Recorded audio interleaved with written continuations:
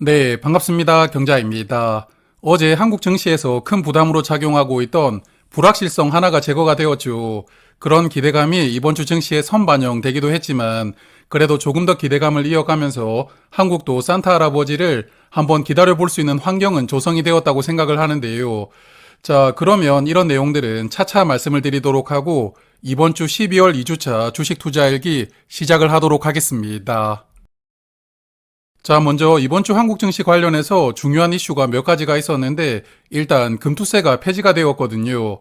현재 정치 상황이 불안정하다 보니까 금투세가 내년에 예정대로 시행되는 것은 아니냐 걱정하는 분들도 계셨겠지만 사실은 제가 들은 것도 있지만 증권회사들이 금투세 관련 시스템을 준비를 하다가 최근에 민주당이 폐지하겠다고 선언을 했고 그때 시스템 준비를 전부 중단을 했다고 들었거든요. 그래서 현실적으로 시행을 한다 하더라도 준비가 되지 않아 할 수가 없었는데 그래도 다행스럽게도 폐지가 확정되면서 불확실성 하나는 줄어들게 되었습니다. 하지만 아쉬운 부분은 여당이 추진하고 있던 배당 분리 과세 그리고 ISA 계좌 한도 상향이 무산이 되었는데요. 저처럼 일반 서민들도 배당주 중심으로 투자를 하면서 안정적인 주식 투자를 이어가려는 분들이 분명 계신데도 불구하고 이런 것들을 퉁쳐서 부자 감세라고 인식하는 상황은 조금 안타깝게 느껴지거든요. 특히 배당 분리 과세는 단타 중심의 한국 증시를 배당주 중심의 장기 투자로 체질 개선을 할 수 있는 변곡점이라고 생각을 하고 있었는데 여하튼 이번에는 무산이 되었고요. 그래도 내년에 다시 상법 개정과 함께 다시 한 번 더 추진될 수 있기를 희망을 해봅니다. 자, 그리고 이번 주는 미국에서 물가지수가 발표가 되었는데요. 먼저 수요일에 발표된 소비자 물가지수는 전년 대비 2.7% 상승한 것으로 발표가 되었거든요. 그리고 여기 그래프를 보시면 세 달 연속 물가가 조금씩 상승을 하고 있지만 그래도 예상치에 부합하는 수준이었으니까요. 수요일에 발표된 소비자 물가지수는 시장에 긍정적인 영향을 주었습니다. 하지만 다음날 발표가 된 생산자 물가지수가 조금 충격이었는데 전년 대비 3% 상승하면서 생산자 물가지수는 지금 두 달 연속 크게 상승하고 있고요. 그리고 예상치보다도 0.4%더 높게 나오면서 미국 시장의 최근 상승세를 약간은 차분하게 만들어 주었던 것 같습니다. 자, 그래서 미국도 물가가 다시 조금씩 상승하고 있기는 하지만 그래도 일단 이번 달은 금리가 인하될 전망치가 현재 99.6%이니까요.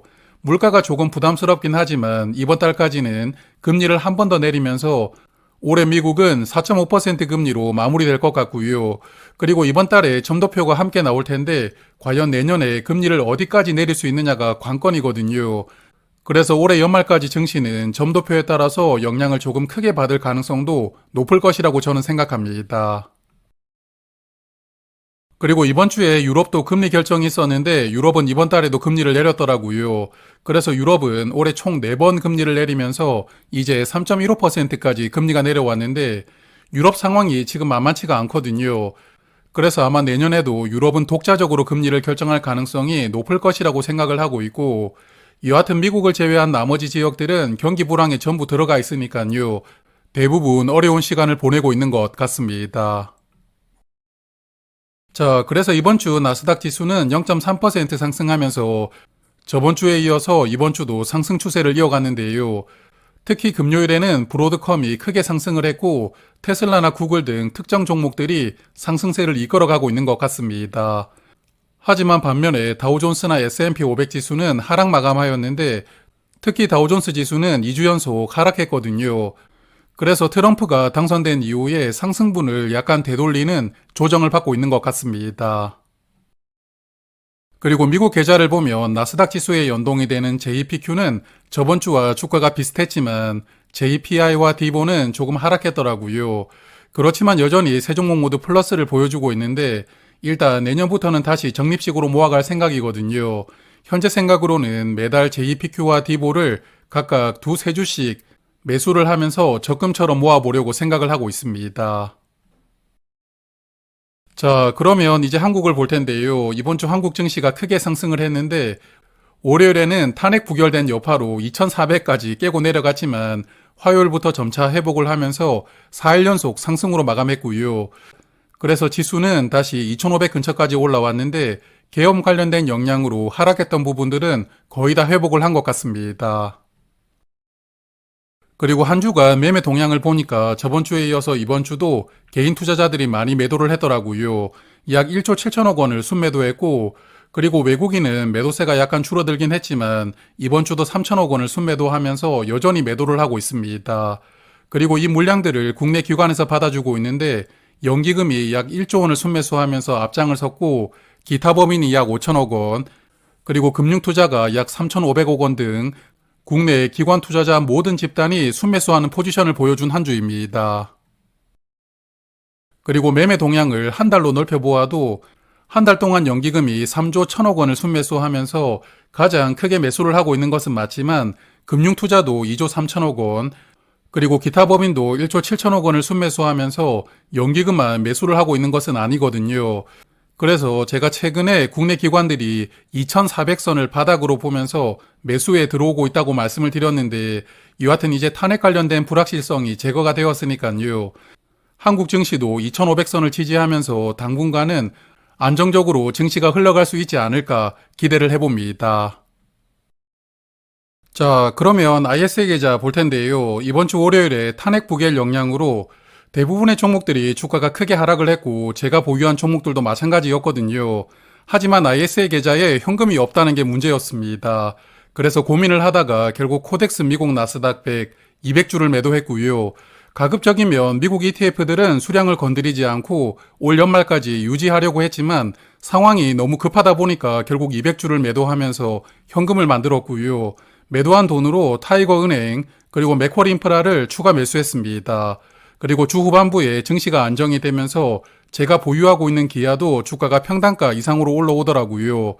그래서 기아는 10주를 매도하고 현금을 약간 만들어 두었습니다. 그래서 이번 주에 매수했던 두 종목을 간단하게 말씀을 드리면 먼저 맥쿼리 인프라인데요. 제가 금요일 저녁에 한번 정리해서 말씀을 드렸지만 하반기 배당금은 380원을 지급하고요. 올해 총 배당금 760원 기준으로 배당률이 6.8%까지 올라왔기 때문에 저는 맥쿼리 인프라의 현재 주가가 배당주 관점으로서는 매력적인 가격이라고 생각을 하고 있거든요. 그래서 이번 주 11,000원 아래로 주가가 빠지길래 100주를 더 담았는데 앞으로도 주가가 11,000원 밑으로 빠진다면 수량을 더 늘려볼 생각이고요. 그래도 일단 배당락 전에 11,000원 밑으로 빠지기는 조금 어렵다고 생각을 하고 있지만 배당락 이후에는 다시 빠질 가능성도 있을 테니까요. 여하튼 수량을 조금씩 더 늘리면서 평단가를 최대한 낮출 생각이고 나중에 평단가를 회복하면 절반 정도는 덜어내면서 비중을 조절을 해보려고 합니다. 그리고 최근에 계엄 여파로 그동안에 선방을 하고 있던 배당주들, 특히나 금융주들 주가가 크게 조정을 받았는데요. 화면 보시는 종목은 KB금융인데 주가가 단기간에 약 20% 정도 하락했거든요. 외국인이 이제 금융 종목들도 매도를 하면서 하락폭이 상당히 크게 나왔고, 그래서 이번 주에 증시가 반등을 했음에도 불구하고 금융 종목들은 미미한 수준으로 하락폭을 만회를 했으니까요. 현 정권이 추진을 하던 밸류업 정책의 불확실성은 배당주들, 특히 올해 큰 상승을 보여주고 있던 금융주들에게도 영향을 크게 주었다고 보입니다. 그래서 타이거은행도 저번 주 대비 주가가 크게 하락했고 이번 주는 양봉으로 마감하긴 했지만 주가는 조금 더 하락했는데요. 그래도 저는 은행들의 자체 밸류업을 여전히 신뢰를 하고 있기 때문에 이번 주에 80주를 더 매수하면서 물을 타보았고요. 일단 타이거은행은 700주 정도로 1000만 원 정도를 투자하는 것이 목표이거든요. 이제는 120주를 더 매수하면 700주가 되니까요. 향후에도 주가가 더 하락을 한다면 두 번 정도 나누어서 목표 수량을 채워볼 생각입니다. 자, 그래서 잔고를 보면 미국 ETF들은 여전히 빨간불은 보여주고 있는데요.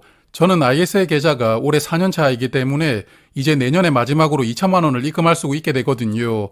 내년에 입금하는 2천만 원은 가급적이면 미국 ETF 중심으로 투자를 해볼 생각을 하고 있는데 여하튼 미국 시장도 내년에는 조정을 받을 가능성이 있다고 생각을 하니까요. 천천히 담아볼 생각이고, 그리고 기아는 평단가 이상으로 주가가 올라왔고 주가가 조금 더 올라간다면 20주 더 매도해서 110주만 남겨둘 생각이고요. 그리고 현대차는 잠시 후에 조금 더 말씀을 드리도록 하고, 그리고 리츠 두 종목도 저번 주 대비 주가가 조금 회복을 하긴 했는데 JR 리츠가 이번 주에 벨기에 자산 대출 조건을 공시를 하지 않더라고요. 원래 12월 2주차에 발표할 예정이라고 했으니까 이번 주에 나온다고 기다리고 있었는데 여하튼 다음 주에는 발표할 것이라고 예상을 하니까요. 발표가 된다면 이 내용도 한번 정리를 하겠습니다.